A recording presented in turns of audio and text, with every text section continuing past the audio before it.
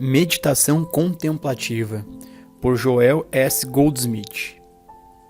As dificuldades. Se praticarmos as meditações fielmente, sem dúvida, muitas perguntas surgirão sobre determinados procedimentos. O que dizer dos pensamentos estranhos que correm através da mente? Devemos esperar ter visões? Existe um tempo definido para cada meditação? Qual compreensão é necessária? A dieta tem qualquer influência sobre a eficácia da meditação? Existe alguma postura especial necessária ou desejável? Vamos considerar a questão da postura em primeiro lugar. Meditação é mais simples de ser praticada quando não estamos conscientes do corpo. Se nos sentarmos em uma cadeira reta, com os pés colocados diretamente no chão, costas retas como normalmente deveria ser, o queixo para dentro e ambas as mãos apoiadas no colo, o corpo dificilmente vai intrometer-se em nossos pensamentos. O ideal é manter essa posição normal e natural por 5, 10 ou 20 minutos, sem que o corpo atrapalhe. Não há nada de misterioso na postura. No Oriente, poucas pessoas se sentam em cadeiras, por isso é natural meditarem sentadas no chão com as pernas cruzadas. Nessa posição se sentem confortáveis, mas nós do Ocidente descobrimos que tal postura não só é difícil, mas para a maioria muito desconfortável. Se lembrarmos que em meditação nossa atenção total deve ser focada em Deus e nas coisas de Deus, prontamente compreenderemos que é sábio para o corpo ficar numa posição natural e confortável, de modo que a atenção não se volte para ele. A única razão de assumir uma postura em particular é para tornar mais fácil focar a atenção em Deus e tornar-se receptiva ao seu poder infinito. Na meditação, uma mudança no sistema é perceptível. A coluna vertebral fica ereta, o peito alto, a respiração mais lenta e os pensamentos desaceleram até que, finalmente, cessam. A meditação é uma experiência consciente. Como sugerido anteriormente, ajuda muito se a começamos com uma pergunta, pensamento ou ideia concreta sobre a qual desejamos iluminação. Partimos do princípio que desejamos ter uma revelação de Deus. Se percebemos que a meditação é uma atividade consciente da nossa alma, não haverá perigo de adormecermos ou ficarmos sonolentos. 2 ou 3 minutos de meditação devem ser suficientes para afastar o cansaço que, às vezes, se sente ao final de um dia de trabalho extenuante. É impossível adormecer quando a mente está aberta à espera de instruções. Aqueles que adormecem durante a meditação não a tornam uma experiência consciente. Num certo estágio, o sono pode vir, mas isso não leva à inconsciência. A atividade da consciência continua. A meditação não é apenas um modo preguiçoso de sentar e dizer: muito bem, Deus, vá em frente. É um estado rápido de alerta e ainda é a paz que excede todo o entendimento. É preciso ter certeza de que essa paz existe e que não há nenhuma tensão em relação à meditação. Não vamos tomar o reino de Deus pela força, nem pelo poder mental ou físico. Quando a meditação começa a ser um esforço, devemos parar para não nos desviarmos do nosso propósito. Não é necessário meditar por um período de tempo específico. Se a meditação durar apenas 1 minuto, fiquemos satisfeitos, porque se mantivermos nossa mente firme em Deus por 1 minuto que seja, o processo já começou. A meditação é uma arte muito difícil de dominar. Se não fosse tão difícil, o mundo inteiro há muito tempo a teria dominado. Na minha própria experiência, foram necessários 8 meses, de 5 a 10 meditações por dia e noite, antes de ter o primeiro clique, ou sentir a presença. Além disso, eu não tinha conhecimento de que fazer contato com Deus fosse possível, ou queria realizar qualquer coisa, uma vez conseguido o contato. Houve, no entanto, dentro de mim uma convicção inabalável de que era possível tocar em algo maior do que eu mesmo, de me fundir com um poder superior. Não conhecia ninguém que tivesse passado por isso. Ninguém havia preparado o terreno para mim. Havia apenas a convicção interior de que, se eu pudesse tocar Deus do centro do meu ser, Ele tomaria posse da minha vida, meu trabalho, minha prática e meus pacientes. Após 8 meses de meditação, eu tive apenas 1 segundo, ou talvez até menos, tempo de percepção da presença. Não sei como medir o tempo quando se trata de pouquíssimo tempo, mas certamente foi menos de 1 segundo de percepção. A segunda vez só aconteceu 1 semana depois, e a terceira dias depois. 1 semana inteira transcorreu antes que o quarto momento de percepção da presença tivesse acontecido. Depois disso, aconteceu 2 vezes no mesmo dia. Finalmente, numa outra vez, pareceu durar uma eternidade e foi certamente menos de 1 único minuto. Levei provavelmente 3 anos para aprender que, entre 4 e 8 horas da manhã, em algum momento sentiria um clique, ou perceberia que Deus estava presente. Às vezes o clique vinha em 5 minutos, e em outras levava 4 horas, mas nunca, depois dessa experiência, saía para trabalhar antes que tivesse percebido a presença. Não há uma programação fixa. Às vezes vou para a cama às 8 horas da noite, levanto por volta das 10 horas, 10h30, e medito até às 3 horas da manhã. Depois volto para a cama até às 4 ou 4h30. Levanto novamente e permaneço em meditação até amanhã. Além disso, sempre que alguém vem me ver, depois de deixá-lo falar por alguns minutos, nós meditamos. A meditação constante causa um estímulo dentro de nós capaz de manter o impulso interior sempre renovado.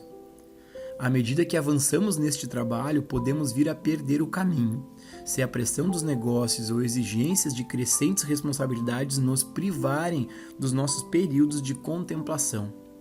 Uma vez que Cristo, nosso centro, é tocado, é possível que as atividades externas aumentem a tal ponto que invadam o tempo que deveria ser dedicado à meditação. Se continuarmos a ceder para as coisas deste mundo, podemos distanciar-nos do dom espiritual, que é infinitamente mais valioso do que qualquer coisa material que possamos sacrificar. O Mestre retirou-se das multidões para comungar sozinho no deserto e no topo da montanha. Devemos nós também nos afastar de nossas famílias, de nossos amigos, de nossas obrigações humanas, a fim de ter esses períodos de comunhão necessários ao nosso desenvolvimento e desdobramento interior. 1 ou 2 horas de meditação ou comunhão, sem propósito ou desejo de qualquer espécie, traz a experiência de Deus cada vez mais profundamente. Frequentemente surge a questão da dieta em relação à meditação. Existe alguma dieta especial que, se seguida, irá aumentar a capacidade espiritual? O aspirante ao caminho espiritual deve evitar certos alimentos? Deve se abster de comer carne? Em cada estágio de nosso desenvolvimento, somos tentados a acreditar que algo que fazemos ou pensamos no reino humano irá nos ajudar no desenvolvimento da nossa consciência espiritual. Essa é uma suposição falsa. Pelo contrário, é o desenvolvimento da nossa consciência espiritual que muda nossos hábitos e modo de vida cotidiano. Conforme o aspirante progride ao longo do caminho espiritual, passa a comer carne cada vez menos. Em última instância, chega ao ponto de parar de comê-la definitivamente. Não vamos, no entanto, acreditar que há virtude em algum ato de omissão e que alguma forma de sacrifício material vai aumentar nossa espiritualidade. Ela é desenvolvida através de leitura de literatura espiritual, de escuta de sabedoria espiritual, da associação àqueles no caminho espiritual e da prática da meditação. O reino de Deus é encontrado pela percepção interior. A transformação exterior dos hábitos alimentares é um resultado direto de uma graça espiritual interior e é o resultado do processo de espiritualização ocorrendo na consciência. Abster-se de comer carne não é um meio de desenvolver a graça espiritual interna, mas o desenvolvimento da graça leva à renúncia de tais coisas no plano externo. Outra questão que surge é em relação às visões psíquicas. tais manifestações são desejáveis ou necessárias à experiência da meditação? As visões psíquicas, tais como os ver cores ou se confrontar com uma aparição de personagens sobrenaturais, podem ter alguma relevância para a nossa experiência humana, mas, lembre-se, ocorrem internamente no nível psíquico ou no reino mental da consciência. Na literatura espiritual, essas visões não são referidas ou consideradas como experiências espirituais. Experiências psíquicas não têm nada a ver com o mundo do espírito. O mundo psíquico de visões, cores ou qualquer coisa dessa natureza é deixado para trás na percepção de que, aqui e agora, somos seres espirituais, a manifestação de tudo que Deus é. Por esta razão, não vamos permanecer na esfera psíquica, mas superá-la e atingir a atmosfera pura do espírito. Muitas vezes, em meditação, atingimos uma sensação de paz ou harmonia, isto é, a percepção da presença do Cristo. São experiências inspiradoras, mas devemos sempre estar dispostos a desistir até mesmo dessa paz profunda e alcançar o próximo nível mais elevado de consciência, no qual a obtenção dessa paz não tenha significado ou importância alguma. Tendo percebido a presença permanente do Cristo, será que é necessário ter qualquer tipo de reação emocional? Se nos sentimos emocionalmente satisfeitos, qualquer reação não fará diferença, já que percebemos que a atividade do Espírito é uma coisa eterna, sempre conosco. Um dos maiores obstáculos para a meditação é o medo de não termos compreensão suficiente para começar tal prática. O salmista abandonou o medo e dúvida quando, no Salmo 147, seu coração e lábios cantaram louvores para Deus. Grande é o nosso Senhor e de grande poder, seu entendimento é infinito. É a sua compreensão, não a nossa, que é importante. Vamos desistir de toda essa bobagem de não ter conhecimento suficiente ou não ter grande entendimento. É preciso lembrar que o entendimento é dele. No silêncio e na confiança, portanto, voltamos-nos para dentro de nós e deixamos que a verdade se revele. Não há limite para a compreensão se nossa dependência está na compreensão de Deus e não na nossa. Quem quer que leia este livro tem conhecimento suficiente para iniciar a prática da meditação e, assim, entrar no reino de Deus. Pela graça, mesmo o ladrão na cruz pode entrar no paraíso hoje, e nós também, pela graça, podemos adentrar as portas dos céus neste exato momento. É claro que a maior dificuldade na meditação é a incapacidade de manter o pensamento em uma única direção. Isso não é culpa sua, nem minha, mas é parcialmente o resultado de um ritmo acelerado da vida moderna. Por exemplo, a criança recebe um brinquedo e assim que cresce ganha imediatamente outro. Toda a sua atenção desde a infância, adolescência e até a idade adulta é centrada nas pessoas e coisas, de tal maneira que, quando se vê sozinha, é dominada pelo medo. A maioria das pessoas nunca aprendeu a sentar e a se aquietar. Muitos nunca aprenderam a ficar quietos tempo suficiente, nem mesmo para ler um livro. Nossa cultura focou a atenção nas coisas do mundo de tal forma que perdemos a capacidade de nos sentar calmamente e refletir sobre uma ideia. Quando fechamos os olhos tentando meditar, ficamos surpreendidos a descobrir uma fábrica de ebulição dentro de nós. Todos os tipos de pensamentos lampejam através de nossas mentes. Coisas simples tais como: será que desliguei o ferro elétrico? Será que liguei a geladeira? Será que já coloquei o gato para fora? Outros pensamentos não tão simples ou sem importância vêm de forma de medo ou dúvida. Não há o que temer, pois são pensamentos do mundo. Somos como antenas captando todas as transmissões do mundo. Se ignorarmos esses pensamentos, em poucos dias ou semanas irão desaparecer, pois apenas quando os aceitamos como os nossos pensamentos é que os alimentamos. Embora nosso objetivo seja atingir a tranquilidade e receptividade, nunca devemos tentar acalmar a mente, parar de pensar ou apagar nossos pensamentos. Isso não pode ser feito. Quando começamos a meditar e os pensamentos rebeldes vêm, devemos lembrar que são pensamentos do mundo, não nossos. Vamos relaxar, assisti-los, vê-los de forma impessoal. Finalmente irão parar e nos deixarão em paz. Todas as vezes que nosso pensamento divaga, pacientemente o trazemos de volta ao tema da meditação. Chegará um momento, à medida que continuarmos nessa prática, no qual esses pensamentos não mais invadirão nossa consciência. Perderão a força por falta de atenção. Se pararmos de lutar contra eles, ficaremos tão pouco receptivos que não voltarão para nos atormentar. Mas se os combatermos, permanecerão conosco para sempre. Na meditação, devemos ser muito pacientes em nossos esforços para apaziguar qualquer sensação de inquietude. Nenhuma verdade desconhecida nos será dada de fora, mas a luz direcionada a essa verdade vinda da nossa própria alma a tornará aplicável em nossa experiência. A verdade que vem de fora é uma mera aparência da verdade. Porém, a verdade revelada dentro da nossa própria consciência torna-se a luz do mundo, para todos os que se acercarem dela. Eu, quando for elevado da terra, atrairei todos os homens a mim. A meditação irá elevar-nos até o ponto onde captaremos a letra da verdade em seu significado mais íntimo. O ritmo do universo toma posse de nós. Não nos movemos, não pensamos, mas sentimos que há uma sintonia, um ritmo de vida, uma harmonia do ser. Isso é mais do que a paz de espírito, isso é a paz espiritual, que excede todo o entendimento humano. A fim de entrar na vida mística, devemos dominar a capacidade de permanecer em silêncio, sem pensar.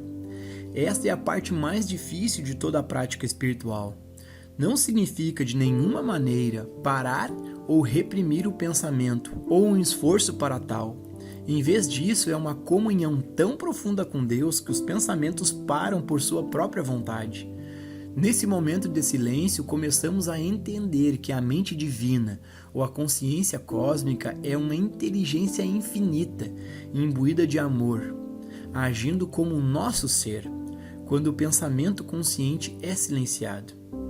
Em nossa vida diária, podemos ter um plano em mente, e a mente cósmica ter outro, mas nunca conheceremos seu plano se estivermos muito ocupados pensando, planejando e reagindo às atividades e distrações do mundo. Para receber a graça divina da mente cósmica, é preciso que haja períodos em que a mente humana esteja em estado de quietude. O indivíduo que é mestre do seu destino atinge um estado de consciência no qual nada neste mundo tem importância para ele. Só tem significado aquilo que ocorre quando nos colocamos acima dos inúmeros pensamentos. Nesse plano elevado, o pensamento divino, a divina atividade da consciência, se revela. Isso não quer dizer que nossa mente deva se tornar um vazio total, mas significa que durante todo o dia e toda a noite devemos ter vários momentos nos quais o nosso único desejo será a alegria da comunhão com Deus. É nesse silêncio completo e no descanso dos pensamentos que o Pai assume a nossa experiência. Antes que possamos entrar na vida mística, o hábito de pensar e falar constantemente deve ser transformado em hábito de ouvir continuamente. Nosso mestre passou a maior parte do seu tempo em meditação e em comunhão silenciosa. E podemos ter certeza que ele não pedia a Deus qualquer coisa de natureza material. Ele não falava, ele ouvia. Ele buscava a direção, instrução e orientação e o apoio de Deus. É no desenvolvimento da capacidade de escuta e receptividade que a mente se aquieta e silencia, a tal ponto que se transforma num caminho e num instrumento através do qual Deus se manifesta e se expressa. Essa mente humana, esse raciocínio, essa mente pensante, não é para ser aniquilada. Ela tem o seu lugar. Não é a consciência, mas é uma faceta dela, um caminho através do qual recebemos o conhecimento e a sabedoria. O pensar é um passo inicial que conduz à meditação. Suponhamos que ainda não avançamos o suficiente para viver num constante estado de receptividade. Realmente, Deus está sempre emitindo sua voz, mas nem sempre a ouvimos. O pensamento pode nos ajudar a atingir esse estado de consciência alerta, mas em meditação não usamos nenhum pensamento, seja de afirmação ou de negação. Vamos supor que desejamos meditar, mas a mente está tão tumultuada que não conseguimos rapidamente um estado de calma e paz. Em vez de tentar esvaziar a mente e apagar esses pensamentos perturbadores, usamos a mente e recorremos às Escrituras ou algum outro livro de inspiração. Agora vamos ver como isso funciona usando uma declaração. Aquietai-vos e sabei que eu sou Deus. Se aprendermos a confiar em citações, repetiremos incessantemente: aquietai-vos e sabei que eu sou Deus. Aquietai-vos e sabei que eu sou Deus. Até que chegamos a um ponto de auto-hipnose e nesse estado permanecemos temporariamente silenciosos. Repetir aquietai-vos e sabei que eu sou Deus nada mais é do que uma terapia sugestiva, uma afirmação e negação usadas para hipnotizar-se. Isso não é prática espiritual, não é poder espiritual. Algumas pessoas ficam tão hipnotizadas com o uso de tal afirmação que realmente acreditam que, ainda sendo seres humanos, são Deus. Agora tomemos a mesma declaração, mas em vez de usá-la como afirmação, vamos descobrir o seu real significado por meio da meditação. Aquietai-vos e sabei que eu sou Deus. E o que isso significa? Certamente você sabe, diga o seu nome, que você não é Deus. Então o que isso significa? Ele diz: eu sou Deus. Não vê que você é Deus? Isto é completamente diferente. Sim, eu e o Pai somos um. Deus que está dentro de mim é poderoso. Eu e o Pai somos um. Sim, você e eu, o Pai, somos apenas um. O Pai e você são um. Justamente onde eu estou, Deus está. Mais perto do que a respiração, mais próximo do que minhas mãos e meus pés. Aquietai-vos, diga o seu nome, porque eu, em você, é Deus. Você não precisa buscar proteção, ajuda ou cura em qualquer lugar. Eu estou em você. Aquietai-vos e sabei que eu é sua proteção, salvação e sua segurança. Na contemplação dessa passagem bíblica, a paz nos envolve e ficamos em repouso numa quietude divina. Algumas pessoas no caminho espiritual alcançam esse silêncio de forma rápida e fácil, mas para a maioria o caminho é longo e difícil. Não devemos nos vangloriar pela rapidez de nosso progresso, nem condenar sua lentidão, mas prosseguir no caminho com constância e propósito inabalável. A maioria tem períodos de progressão gradual, pontuados por interlúdios de desolação, quando sente que perde o caminho e divaga num labirinto de conflito e contradição. Muitas vezes descobre que, após essas experiências de altos e baixos, atingimos novas alturas, onde possibilidades inesperadas se apresentam. Alguns indivíduos privilegiados, devido às experiências anteriores, são tão bem preparados que seu caminho parece ser muito mais fácil que os outros. A pureza de consciência que desenvolveram faz com que a entrada da consciência espiritual seja uma bela, gradual e harmoniosa jornada pontuada de pouquíssimos problemas. Para a maioria de nós, o caminho sobe e desce, mas no final de um ano ou dois, geralmente há o sentimento de estarmos um passo à frente de onde estávamos um ano anterior. O pré-requisito para ouvir a voz mansa e delicada, a experiência real do Cristo, é nos prepararmos com estudo, meditação e nos juntarmos a outras pessoas do caminho espiritual. Quando ouvimos a voz mansa e delicada dentro de nós, recebemos a graça de Deus e o propósito da meditação é alcançado. Não se satisfaça com nada menos do que a experiência do próprio Deus. É uma pérola de grande valor. Cabe a cada um de nós decidir quanto tempo e esforço será dado à meditação.